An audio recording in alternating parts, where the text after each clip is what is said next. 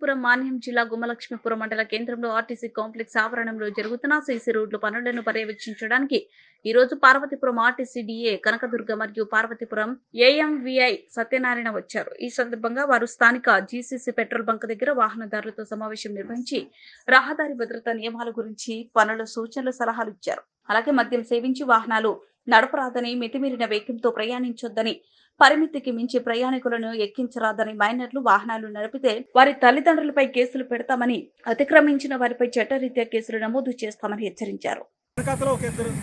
10 మంది డ్రైవర్తో 11 మంది పోనీ ఇక్కడ బస్సులు కొద్దిగా లేట్గా వస్తాయి అని అన్న ఆలోచనతో 11 మందితో మీరు వెళ్ళారనుకోండి, కానీ నలుగురే ఎక్కాలి. కానీ ఈ మాట నేను ఇక్కడ చెప్తున్నాను, మీరు పొందుగా వెళ్తే పర్వాలేదు, ఎందుకంటే కొద్దిగా లూప్ లైన్లు అవి ఉన్నాయి కాబట్టి. మరి ఈ మధ్యన మన సీతంపేట దగ్గర అన్ని చోట్ల యాక్సిడెంట్ జరుగుతున్నాయి లేదా? మరి ఎంతమంది చనిపోయారు? ఈ మధ్య సీతంపేట దగ్గర యాక్సిడెంట్ జరిగిందా? లోయలో పడిపోయింది ఆటో. ఈ కిక్కేసిన జనాలు ఉండబట్టే కదా.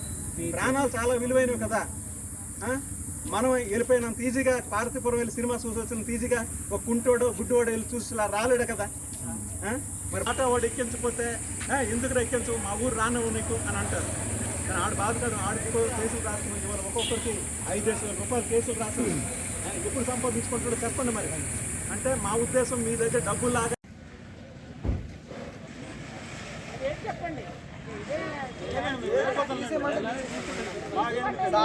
మీరు ఎంత అంత గట్టి చెప్పినప్పుడు మేము ఉండడం కూడా ఎప్పుడో చాలా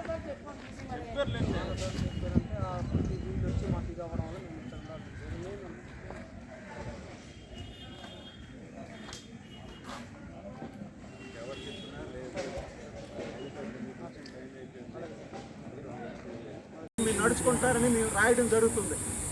అర్థమైందా? ఆ దృష్టిలో పెట్టుకోండి.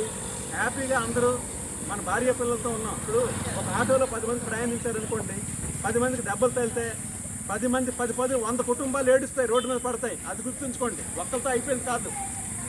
అంతేనా కాదా? అందరూ మీరు అందరూ ఇంటి నుంచి చాలామంది చదువుకొని ఉన్నారు. ఈ విషయాలు అందరూ ఇంటికి తీసుకెళ్ళి చెప్పండి. డ్రైవింగ్ లైసెన్స్కి చదువు తీసేశారు. 100 ఏళ్ళు ముసలోడైనా సరే లైసెన్స్ ఇస్తారు. అది నెట్ సెంటర్లో కట్టుకొని వచ్చి స్లాట్ బుక్ చేసుకొని వస్తే చాలు అని అందరికీ తెలిసేయండి. ఓకేనా? గట్టిగా చెప్పడం కొట్టండి. సేఫ్ ఉంటుందండి. చెప్పడం చేసుకోండి. రేపు చేయాల్సిన పని ఎవరు మనం చేసుకుంటే బాగుంటుంది. అదండి బలండి చూడండి.